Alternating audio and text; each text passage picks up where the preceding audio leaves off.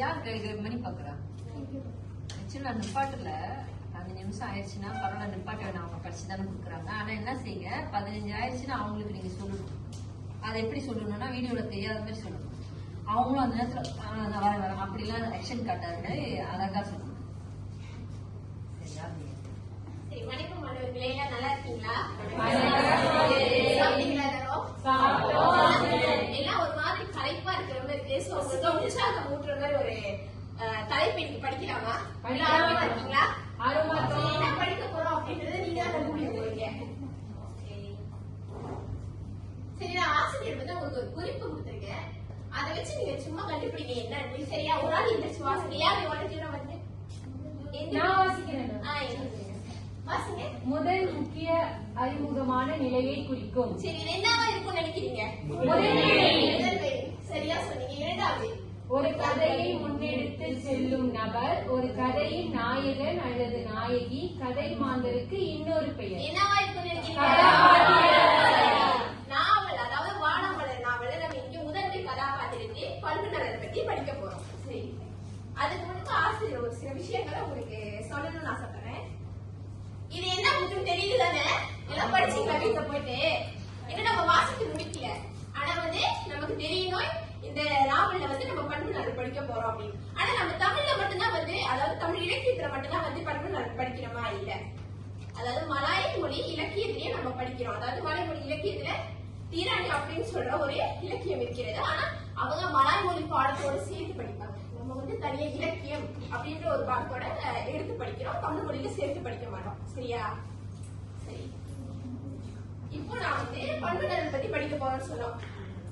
வானமலர் நாவலோட முதன்மை கதாபாத்திரம் யாரு? குலதேவி. எல்லாருக்கும் தெரியும் தானே? மறக்கல தானே யாருமே? சரி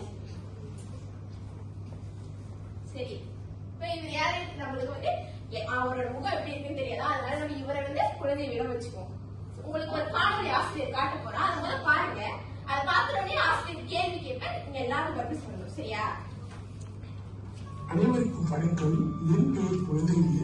நான் வானமலர் நாவலின் முதன்மை கதாபாத்திரமாக வளம் வந்து கொண்டிருக்கிறேன். எனது பண்புநலனை அறிந்து கொள்வதற்கு ஆவலாக இருக்கிறீர்களா? முதலில் நான் நட்பை போற்றுபவனாக பறைசாற்றப்படுகிறேன். இதற்கு காரணம் தானப்பனை அவரது சிட்டி வீட்டில் ஒரு அறையில் அடைத்து வைத்து கொடுமை செய்வதை எண்ணி கோபம் கொள்கிறேன். தானப்பனுக்கு நேரும் துன்பங்களை கண்டு அழைகிறேன். ஊரை விட்டோருடைய தானப்பனின் விரிவு துன்பம் தாங்காமல் வாடுகிறேன். கல்லூரியில் படிக்கும் பொழுது பல உணவு கடைகளில் ஏறி இறங்கி தானப்பனை தேடுவதை நண்பர்கள் எள்ளி நகையாடினாலும் எனது முயற்சியை கைவிடவில்லை. நண்பனின் இல்லற வாழ்க்கையில் ஏற்பட்டுள்ள சிக்கலை எண்ணி வருகிறேன். அடுத்ததாக பெற்றோரை போற்றுபவனாக பறைசாற்றப்படுகிறேன். தாயை இழந்த தானப்பன் சிட்டியின் கொடுமைக்கு ஆளாவதை கேட்டறிந்த போது என் தாய் நலமுடன் வாழ வேண்டும் என இறைவனை வேண்டிக் கொள்கிறேன். என்னுடைய திருமண ஏற்பாடுகள் அனைத்தையும் பெற்றோரை முடிவு செய்ய விட்டு விடுகிறேன். என் பெற்றோருக்கு முதுமையும் நோயும் வந்துவிட்டால் அவர்களை தனியே விட முடியாது என்பதனால் தனி கொடுத்தல் வேண்டாம் என முடிவு செய்கிறேன். ஆக என்னுடைய பண்புநலனை அறிந்து கொண்டீர்களா என்பதை இது உங்களுக்கு பயனளிக்கும் என்று நம்புகிறேன். நன்றி. சரி, பாத்தீங்களா எல்லாரும்?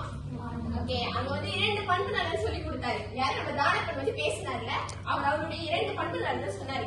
அந்த 2 பண்பு படிக்கவும் குலதேவி 2 பண்புநலன் சொன்னாரு. அவருடைய 2 பண்புநலன் ஒண்ணு யாராவது சொல்ல முடியுமா? கை உயர்த்துங்க.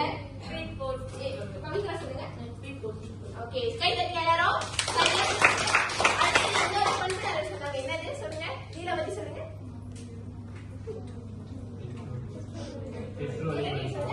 பெற்றோரிமை. முறை தருங்க. எல்லாரும் கேட்டிருக்கீங்க. அவங்க வந்து என்ன பண்புநலன் சொல்லி அதோட சூழலையும் விளக்கிருக்காங்க. ஆமா தானே? இப்போ ஆசிரியர் வந்து 2 பண்புநலன் ஒரு காணொலி மூலமா சொல்லி கொடுத்தேன். இப்போ நீங்க நடவடிக்கை செய்து பண்புநலன் மேற்கொண்ட பண்புநலனை கண்டுபிடிக்க போறீங்க. சரியா? 3 குழுக்கள் ஆசிரியர் வந்து உங்களை வந்து பிரிச்சு விட்டுருங்க. இப்போ நான் என்ன செய்ய போறேன்? ஒவ்வொரு குழுவுக்கும் ஒரு சூழல் வரைபடத்தை கொடுக்க போறேன்.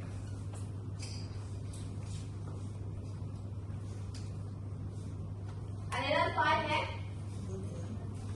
பார்க்க முடியலன்னா எல்லாரும் கிட்ட வந்து எப்படி தெரியுது பாருங்க. எல்லாரும் வந்து ஈடுபடுங்க.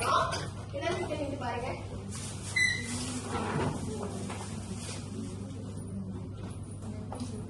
ஆசிரியர் இப்போ வந்து உங்களுக்கு ஒரு ஏ கொடுப்பேன். அதுல வந்து எந்த பண்பு நலன் அப்படின்னு நீங்க தான் சூழலை வாசிச்சு கண்டுபிடிக்க போறீங்க. கண்டுபிடிச்சு விரும்பி ஒட்டு போட்டீங்க. உங்களுக்கு வந்து ஒரு நிமிடம் தான் கொடுக்கப்படும். திருவிழி கலந்துரையாடி எந்த பண்பு நலன் சரியா வரும் அப்படின்னு ஒன்று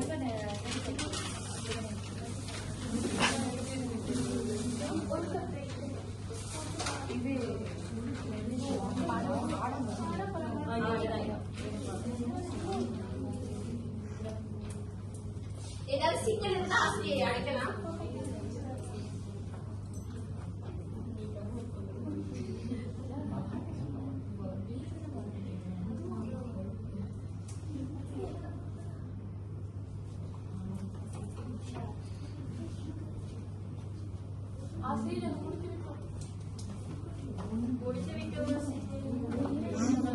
ஒரே ஒரு பண்பு நலன் தான் இங்க ஒட்டணும்.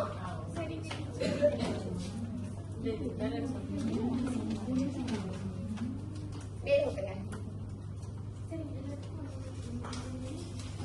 நாங்க ஒட்டிட்டோம் ஆசிரியர். முடித்து விட்டோம் ஆசிரியர்.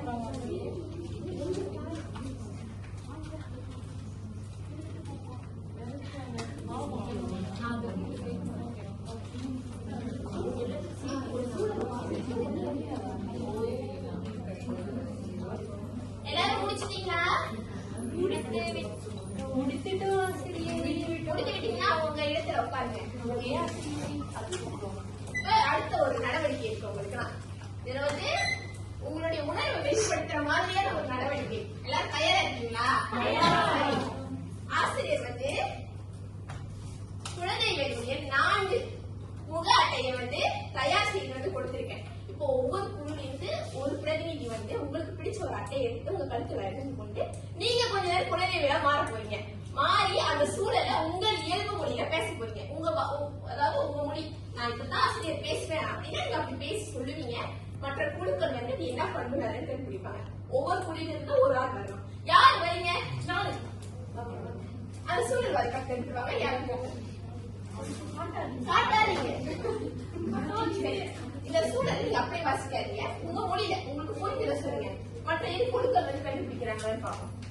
அப்படி வாசிக்க கூடாது. உங்களுக்கு புரியுதோ அதை சொல்லுங்க. சொல்லி அவங்க வந்து என்ன கண்டுபிடிக்க வைக்கணும். நீங்க அவங்களோட பேசுற இது இப்போ நான் தானப்படும். நீங்க குழந்தைங்க உங்களுக்கு பிடிச்ச ஒன்று நீங்க தேர்வு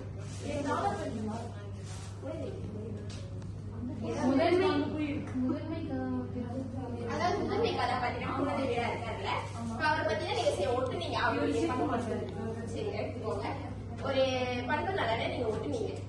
இதுல சூழல் இருந்துச்சு இல்லையா, அதை நீங்க அப்படி வாசித்து காட்டக்கூடாது. உங்க மொழியில நான் வந்து குழந்தை வெகுவா இருக்கேன், நான் இப்படி பேசுறேன் உணர்ச்சியா நீங்க பேசி காட்டுவீங்க. மற்ற 2 குழுக்கள் கண்டுபிடிப்பாங்க. உங்களுடைய திறமை அதுல இருக்கு. நீங்க எப்படி பேசுவீங்க. சரி, எடுத்து காட்டலாம். கருத்து அணிந்து கொள்ளுங்க. சரி, இப்போ வந்து நாங்க யாரு தானப்பன்? யார் தானப்பன்? தானப்பன் எப்படி வேற சொல்றா? நீங்க வந்து குழந்தை வெளி நீங்க சொல்லுங்க. என்னுடைய நண்பன் தானப்பன் அப்படின்னு பேசுறேன். என்னுடைய நண்பன் தானப்பன். இப்ப வந்து தானப்பன் வந்து அவர் ஒரு இடத்துக்கு போறதுக்காக ரயில் பயணம் செய்ய போறாரு. அந்த ரயில் பயணம் செய்யறதுக்கு வந்து அவர் வந்து டிக்கெட் வாங்கியிருக்காரு. அந்த டிக்கெட் வந்து ஃபர்ஸ்ட் கிளாஸ் டிக்கெட். அப்போ நான் வந்து தானப்பன் சொன்னப்பா இது வந்து தேவையில்ல, சும்மா ஒரு இடத்துக்கு போறதுக்கு வந்து ஏறி நின்று போனா கூட போய் சேர்ந்தோம்னா எதுக்கு முதல் கிளாஸ் ரொம்ப விலை கொடுத்து வாங்கிருக்கீங்க சொல்லி நான் அது சொல்றேன். கண்டுபிடிங்க. அவங்க சொன்னதை வச்சு அது என்ன பண்பு நல்லதா இருக்குன்னு நினைக்கிறீங்க? ஆடம்பர வாழ்க்கையை விரும்பாதவர். சரியா கண்டுபிடிச்சிருக்கீங்க. கை ஆமா. ஒரு சமயத்துல என்ன நடக்கும் பாத்தீங்கன்னா, தானப்பன் வந்து ரொம்ப வந்து வசதியை விரும்புவாரு. குழந்தைகள் வந்து சொல்லுவாரு, வசதி வேணும், நம்ம கிட்ட இருக்கிறத வைத்து வாழ்வோம் அப்படின்னு சொல்லுவாரு. சோ அதுதான் ஆடம்பர வாழ்க்கையை விரும்பாதவர் அப்படின்ற சூழல் விளக்குது.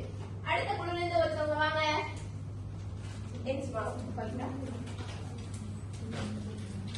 சூழல் காட்டாதீங்க. சரி, உங்களுக்கு பிடிச்ச ஒரு முன்னாடி தேர்ந்தெடுத்துங்க.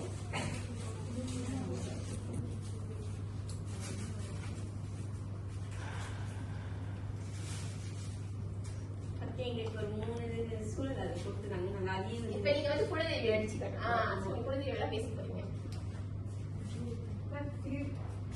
எனக்கு இதெல்லாம் பிடிக்காதுடா. எனக்கு அந்த கெட்ட பழக்கம்லாம் ஒண்ணும் இல்ல. தயவு செஞ்சு எனக்குள்ள கொடுத்துட்டு இருக்காது. சரி கண்டுபிடிங்க. அவங்களே இருக்காங்க. சரி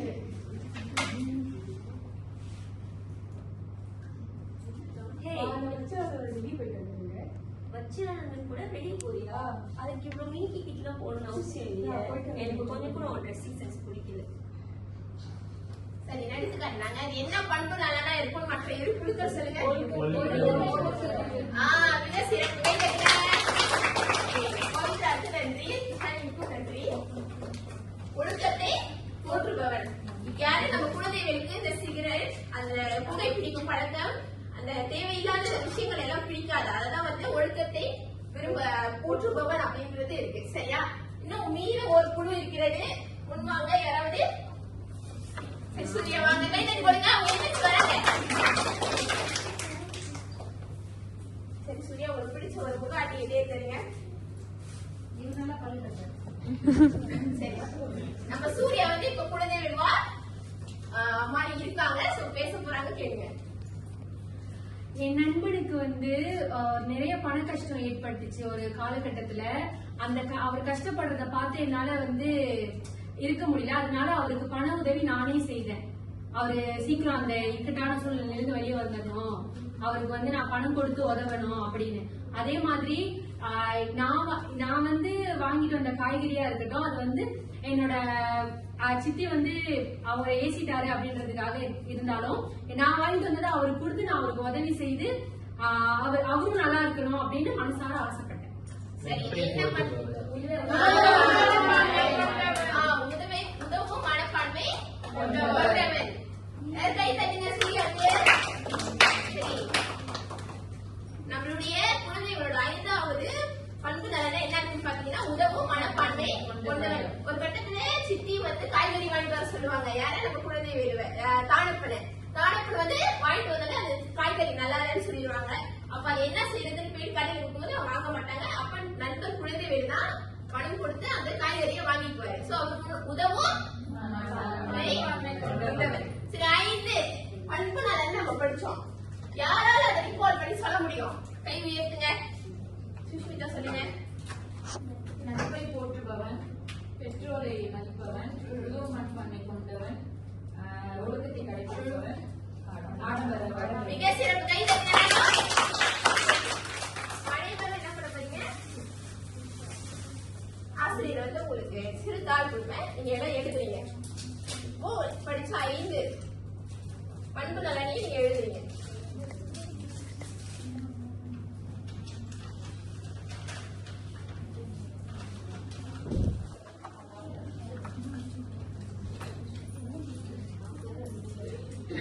பண்பு நலனையும் எழுதுறீங்க.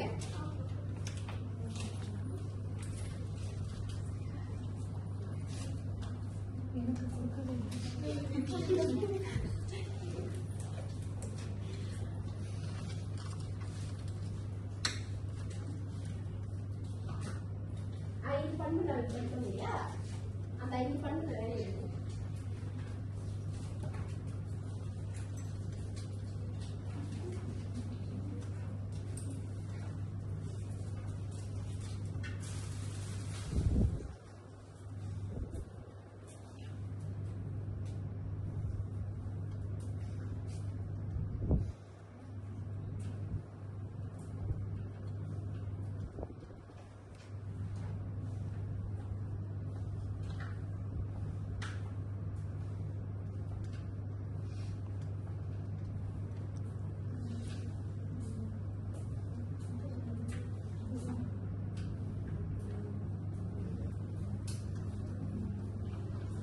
எழுதிட்டீங்களா?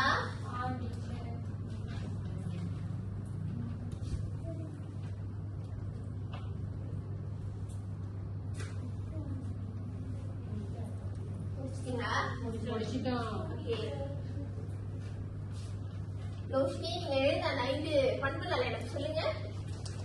நட்பை போற்றுபவன், பெற்றோரை மதிப்பவன், ஒழுக்கத்தை கடைபிடிப்பவன், ஆடம்பர வாழ்க்கையை விரும்பாதவன், உதவும் மனப்பான்மை கொண்டவன். ஓகே, எல்லாரும் வந்து இப்ப எழுதிருக்கீங்களா? அதே தானே எழுதிருக்கீங்க?